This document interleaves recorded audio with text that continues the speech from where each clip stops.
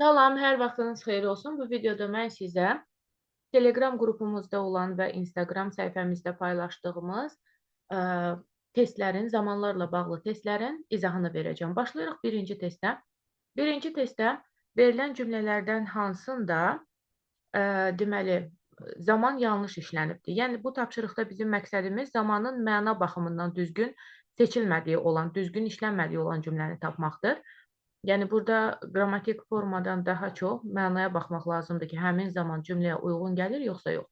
Birinci cümlədə burada present perfect istifadə olunubdur və for generations ifadəsi hərəkətin keçmişdə başlayıb, bu günə qədər davam elədiyini göstərir. Yəni, zaman məna ilə tam uyğun gəlir. Nəsillərdir ki, yaşayıblar bu formada. Ona görə bu doğrudur. İkinci cümlədə has always been very curious. Burada always biz normalda öyrənmişik ki, sadə zamanlarla işlənsin. İndiki sadə zamanla məsələn işlənsin. Amma always indiki davam edici zamandan da işlənə bilir.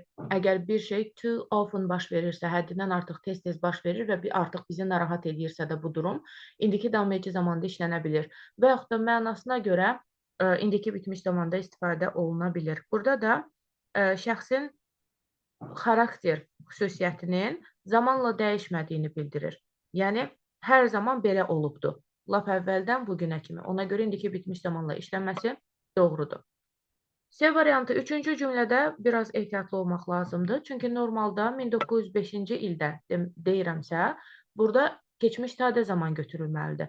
Ancaq biz bilirik ki, keçmişdə müəyyən bir vaxt aralığında müvəqqəti olaraq bir hərəkət baş veribsə, biz onu keçmiş davam edici zamanla verə bilərik. Burada da həmin qaydadır. Yəni, burada Ruselin həmin dövrdə orada yaşaması daimi fakt kimi yox, müəyyən zaman kəsiyində davam edən bir hal kimi təqdim olunur. Yəni, başqa vaxtı digər illərdə başqa yerdə yaşayıbdır. Məhz 1905-ci il ərzində Ralston küçəsində yaşayırdı. Həmin vaxtda hərəkət davam edirdi. Bu formada götürə bilərik bunu. Əlbəttə, bu tip cümlə olanda biraz daha ehtiyatlı olmaq lazımdır. Digər variantların üzərinə getmək lazımdır. D variantına, yəni 4-cü cümləyə baxacağıq. Burada da görürəm ki, yenə də 5-ci əsrdə deyir və keçmiş davam edici zaman var. Yenə də biraz ehtiyatlı olub düşünəcəm. Burada mən deyə bilirdim ki, Russell müvəqqəti olaraq bir il ərzində, 1905-ci il ərzində Ralston küçəsində yaşayıb. Amma mən 4-cü cümlədə deyə bilmirəm ki, müqəddəs Patrick ola bilsin ki, müvəqqəti olaraq 5-ci əsrdə yaşayıb. Yəni, burada müvəqqəti bir hərəkət verə bilmirəm. Ona görə də bu, keçmiş sadə zaman olmalıdır. Keçmiş davam edici zaman yox. Yəni, mənim yanlış olan variantım elə bu variantdır. Və sonuncu cümlədə how long are you staying in London? How long-un fərqli zamanlarla, bitmiş zamanlarla, keçmiş sadə zamanlı ola bilər, sonra davam edici zamanla ola bilər, fərqli zamanlarla, gələcək zamanla işlənə bilər. İşlənməsini biz öyrənmişik və burada da present continuous məna etibarilə gələcək üçün planlaşdırılmış, əvvəlcədən qərarlaşdırılmış qalma müddətini soruşur. Yəni, nə qədər müddət Londonda qalacaqsan deyə soruşulur. Ona görə bu variantda doğru cavabdır. Növbəti testlə davam edəcəyik. Burada yenə də yanlış zaman forması istənilir bizdən. Birinci cümləyə baxırıq. I am going to start a new life tomorrow. Burada to be going to bilirsiniz ki, niyyət və plan bildirmək üçün istifadə olunur və gələcək zaman düzəltmək üçün istifadə olunur. Sabah yeni həyata başlayacağam. Yəni, sabah yeni həyata başlamaq niyyətindəyəm, fikrim var. Bu cür tərcümə edilir və uyğundur. What are you doing next Sunday? What are you doing? Bilirsiniz ki, present continuous forması da gələcək zaman düzəltmək üçün istifadə olunur. Əvvəlcədən planlaşdırılmış tədbiri soruşularsa istifadə olunur. Yaxşı, bəs I am going to start-la are you doing, yəni to be going to ilə present continuous formasının fərqi nədədir? Hər ikisi öncədən planlaşdırılmış hərəkəti bildirir. Fərq ondadır ki, to be going to-da sadəcə belə bir planım var, belə bir niyyətim var olaraq verilir. Present continuous quruluşunda isə daha dəqiq planlaşdırılmış, artıq arrange olunmuş bir hərəkət varsa da, yəni planın nədir, dəqiq bir şey planlaşdırmışsansa onu soruşur. Və bu çox yayğın və düzgün istifadədir, heç bir problem yoxdur, bu da doğrudur. Üçüncü cümlədə I think I shall buy və yaxud da I will buy ola bilərdi. Bilirsiniz ki I think, I hope, I'm sure və sair kimi düşüncə, münasibət bildirən cümlələrdən sonra will istifadə olunacaq. Daha doğrusu bunu belə izah edə bilərik ki, danışıq anında biz gələcək üçün nəyəsə qərar veririksə, shall-dən, will-dən istifadə edirik. Burada da danışıq anında qərar verir. Ona görə də shall işləməsi doğrudur. Will işlənsə yenə də doğru olacaqdır. I have to go, getməliyəm. Niyə? Çünki mənim qatarım 11:30-da gedəcək. Və biz bilirik ki, qatarların, təyyarələrin, dərs cədvəllərinin və ümumiyyətlə rəsmi qrafiklə bağlı hərəkətlərin istifadəsində biz present simple istifadə eləməliyik. Yəni burada will leave yox, leaves olmalıydı. Ona görə yanlış olan bu MIQ imtahanında da düşmüşdü. Yanlış olan D variantıdır. Sonuncu cümlədə isə we are leaving for Niagara tomorrow yenə də present continuousdur. Gələcək üçün qəti planlaşdırılmış və mütləq həyata keçirecək bir hərəkəti bildirmək üçün istifadə olunubdur və doğrudur.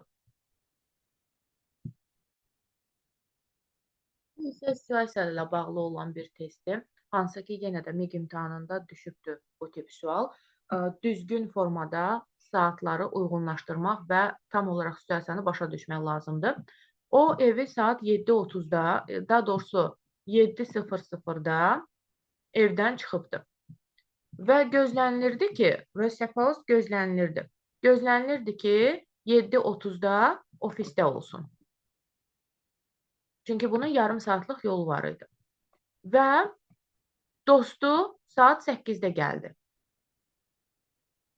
Deməli, adam 7:00-da evdən çıxıb, 7:30-da ofisinin yanında olmalıydı ki, dostuyla görüşsün. Başa düşürəm ki, dostuyla saat neçədə görüşəcəkdir?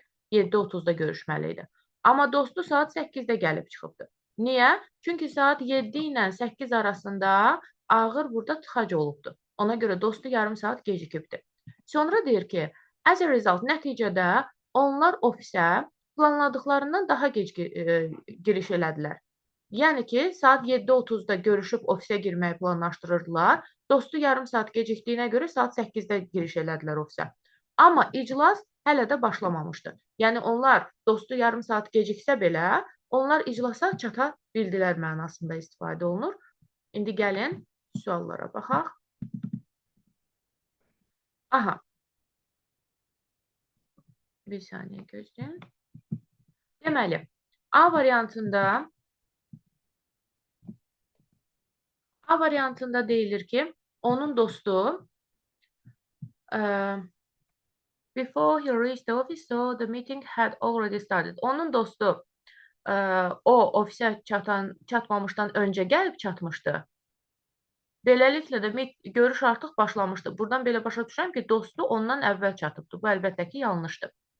B variantındakı cümlədə deyir ki, onun dostu vaxtında çatmışdı. Amma onlar yenə də ofisə trafik, tıxac səbəbindən gec girdilər.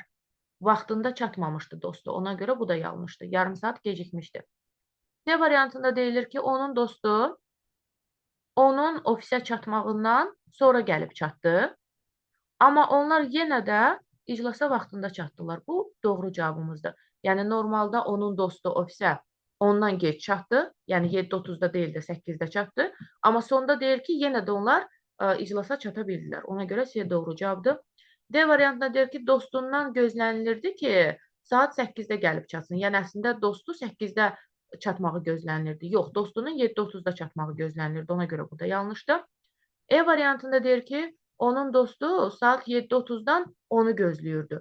Güya ki, tez gəlib onu gözləyirmiş. Yox, əksinə dostu gecikmişdi. Ona görə E variantı da yanlış olan cavabdır. Bu testdə isə mən while görürəm, amma while-dan sonra burada mübtəda görmürəm. While-dan sonra əgər mübtəda yoxdursa, mən deməli tam xəbər götürə bilmərəm. Yəni ya cümlənin mübtədası və xəbəri tam olmalıdır, ya da mübtəda yoxdursa xəbər ixtisar gedib participle formasında verilməlidir. Mübtəda olmadığına görə bura tam xəbər olan B variantındakı gives götürə bilmərəm. Ya giving olacaq, ya given olacaq. Və mən başa düşürəm ki, ofis işçisi təlimatı veribdir. Tamamlıq buradadır. Tamamlıq buradadırsa, deməli bu cümlə məlum növdə olubdur. Məlum növdə olubsa, given formasında ixtisar gedə bilməz. Giving olacaq present participle-la. Sonra keçirəm ikinci tərəfdə təyin budaq cümləsi olanda mütləq buna diqqət eləməliyəm. Ofis işçisi deyir. Kim ki səhərdən axşama qədər çalışır və yaxud da çalışmışdı. Bax, bu mənim təyin budaq cümləmdir və təyin budaq cümləsi bilirsiniz ki, mənasına uyğun fərqli zamanda cümlədən fərqli bir zamanda istifadə oluna bilir.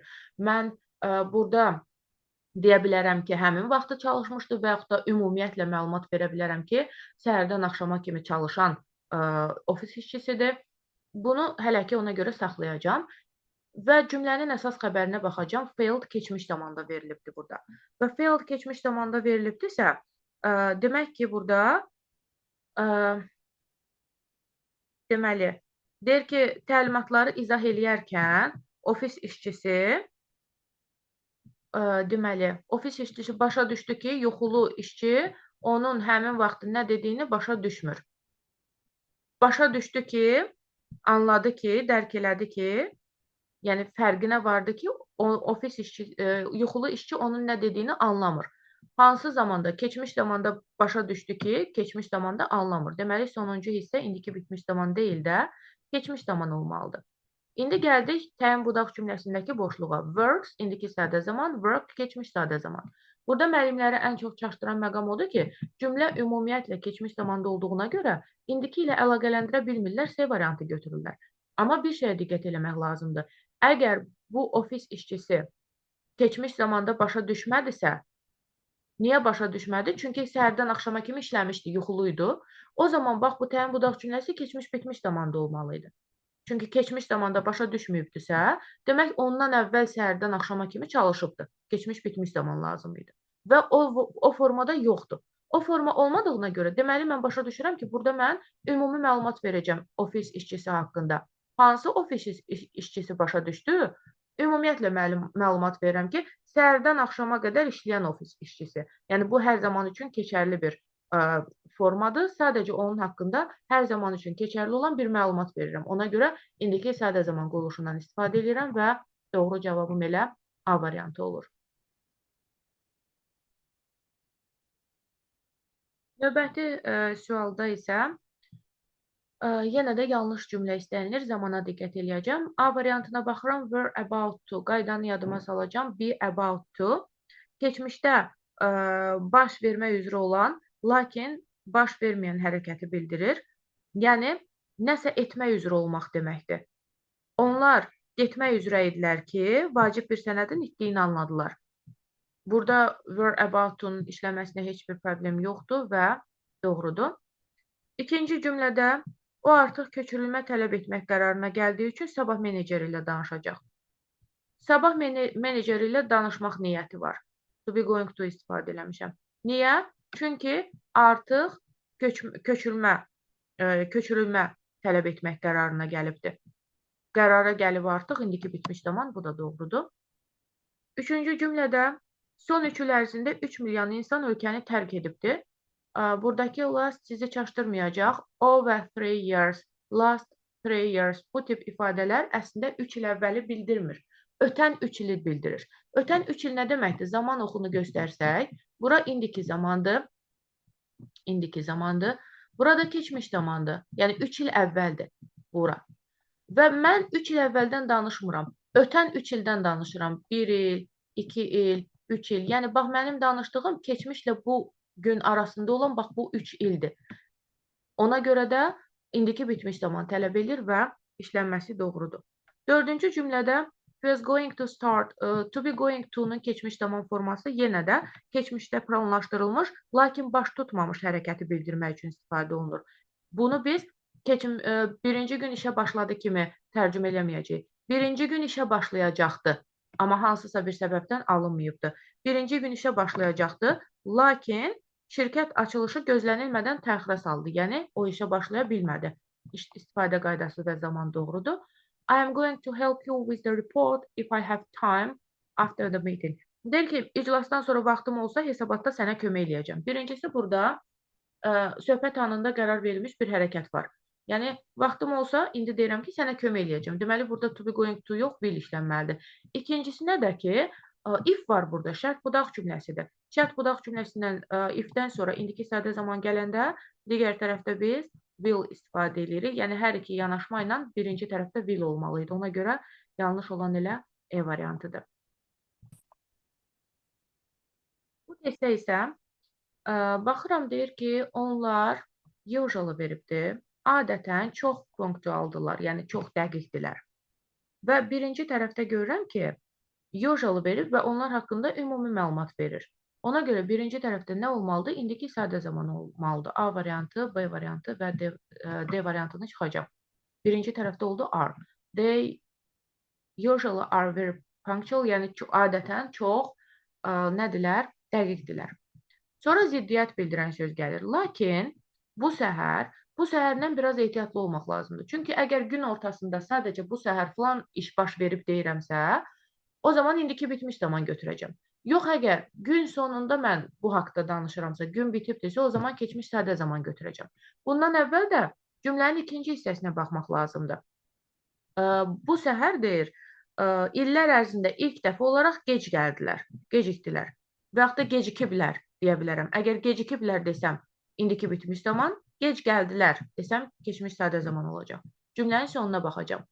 Hansı ki deyir, bu da onların etibarlılığına əvvəlcədən güvənənlərin, kim ki əvvəlcədən onların etibarlılığına güvənirdi, dərhal narahatçılıq yaratdı.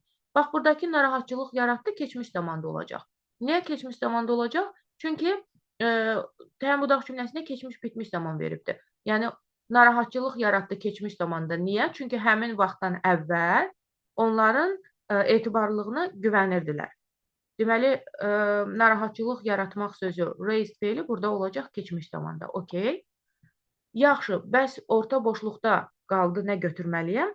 Mən artıq burada narahatçılıq yaratdı keçmiş zamanda verib, onların gec gəlməyini indiki bitmiş zamanda verə bilmərəm. Yəni, əvvəlcə onlar gec gəlməlidirlər ki, sonra bu narahatçılıq yaratsın. Narahatçılıq keçmiş zamanda yaranıb, sonra indiki bitmiş zamanda onlar gəlib çata bilməzlər. Yəni, mən ortada indiki bitmiş zaman istifadə edə bilmərəm. Doğru cavabım E variantı olacaq. Əgər bu sonuncu hissə olmasaydı, which-dən sonra gələn hissə olmasaydı, indiki bitmiş zaman götürə bilərdim. Deyərdim ki, hər zaman çox dəqiq olublar, amma bu səhər gecikiblər. Okey, indiki bitmiş zaman uyğun gəlirdi. Amma cümlənin ikinci tərəfini oxuyanda başa düşürəm ki, mən burada artıq mütləq keçmiş sadə zamandan istifadə etməliyəm. Növbəti testdə yenə yanlış cümləni seçmək lazımdır zamanlarla bağlı. Narahat olma, as soon as-dən sonra indiki sadə zaman gəlirsə, digər tərəf gələcək zaman olacaq. As soon as-dən sonra indiki bitmiş zaman gəlirsə, digər tərəf gələcək olacaq. As soon as-dən sonra keçmiş sadə və yaxud da keçmiş bitmiş zaman gəlirsə, digər tərəf keçmiş zaman olacaq. Qaydamız belədir. Əlavə olaraq in case var burada və in case-də özündən sonra indiki sadə zaman alıb, digər tərəfi gələcək zaman alır. Ona görə bu doğrudur. Narahat olma deyir. Çatan kimi sənə zəng edəcəyəm. Hər hansı gözlənilməz bir şey baş verərsə, yəni bir şey baş verməsi ehtimalına qarşı bu formada. İkinci cümlədə o artıq başqa bir şirkətin təklif qəbul etdiyi üçün, başqa bir şirkətdən təklif qəbul etdiyi üçün gələn ay istefa verəcək. To be going to do something, bayaq dedik ki, nəsə etmək niyyətində olmaq, nəsə etməyi planlaşdırmaq deməkdir. Ona görə to be going to-dan istifadə edirik və doğrudur. Üçüncü cümlədə biz sabah səhər müştərilərlə görüşürük. Buna görə bütün sənədlər əvvəlcədən hazırlanmalıdır və present continuous gələcək üçün əvvəlcədən planlaşdırılmış və mütləq baş tutacaq bir hərəkəti bildirir. Zaman istifadəsi burada da doğrudur. Və dördüncü cümlədə yenilənmiş cədvələ əsasən qatar sabah saat 7:45-də yola düşəcək və qatarların gəliş-gediş vaxtları bayaq dedik cədvələ, qrafikə əsaslanır. Ona görə də present simple-la verilib, bu da doğrudur. Sonuncu cümləmizdə look at those dark clouds, it will rain. Ümumiyyətlə, burada proqnoz verməliyik biz. Və gələcək üçün proqnoz verməyin qaydası iki formadadır. Biri var ki, sadəcə öz fikrimizi qeyd edirik. Yəni, heç nəyə əsaslanmadan deyirəm ki, məncə sabah yağış yağacaq. Heç nəyə əsaslanmadan sadəcə öz fikrimi deyirəm. Bu zaman to be going to-dan da istifadə eləmək olar. Will-dən də istifadə eləmək olar. Yəni, heç nəyə əsaslanmadan öz fikrimi deyirəmsə, proqnoz bildirirəmsə. Yox, əgər gözümlə nəyisə görürəm və nəyəsə əsaslanaraq proqnoz verirəmsə, o zaman biz will-dən yox, to be going to-dan istifadə eləməliyik. Yəni, gözümlə görürəm ki, qara bulut var və buradan belə nəticəyə gəlirəm ki, buna əsasən proqnoz verirəmsə, olmalıydı it is going to rain olmalıydı. Ona görə də bu yanlışdır. Və keçdik növbəti sonuncu sualımıza. Burada da situasiya verilibdir. Verilən variantlardan biri situasiya uyğun gəlmir, uyğun deyil. Situasiyanı oxuyuram. Deyir ki, cümlədə o evdən tez çıxmışdı. Baxmayaraq ki, yəni hər zaman olduğundan, normalda olduğundan daha erkən çıxmışdı. Tıxac səbəbindən qatarı qaçırdı. Buradan nə başa düşürəm? Adam əslində həmişə çıxdığından daha tez çıxıb evdən. Amma o qədər çox tıxac var idi ki, qatara çata bilməyibdi. Baxıram birinci cümləyə. Deyir ki, o evdən erkən çıxmışdı, amma tıxac onu gecikdirdi. Doğrudur. İkinci cümlədə deyir ki, evdən erkən çıxmışdı, amma yenə də qatarı qaçırdı. Bu da doğrudur. Üçüncü cümlədə deyir ki, qatar yola düşməmişdən əvvəl o tıxacda qalmışdı. Yəni, burada gecikmənin səbəbini izah edir. Qatar keçmiş zamanda gedibdi, ondan əvvəl o tıxacda qalıbdı, keçmişdə gəlib çata bilməyibdi qatara. Bu da doğrudur. Dördüncü cümlədə deyir ki, o evdən erkən çıxmışdı, beləliklə də qatarı gecikdi, qatarı qaçırdı. Yəni, burada nəticə bildirir. Əgər olsaydı ki, evdən gec çıxmışdı, beləliklə də qatara gecikdi, bu olardı. Amma burada elə göstərilir ki, güya ki, bu nəticənin səbəbi onun evdən erkən çıxmağıdır. Yəni, güya evdən erkən çıxıbdı, beləliklə də bu səbəbdən də gedib qatara gecikibdi. Bu, məntiqi cəhətdən yanlışdır. E variantında, yəni 5-ci cümlədə isə deyir ki, despite leaving home early, evdən erkən çıxmağına baxmayaraq, tıxac səbəbindən gecikdi. Və bu da əlbəttə ki, doğru bir fikirdir.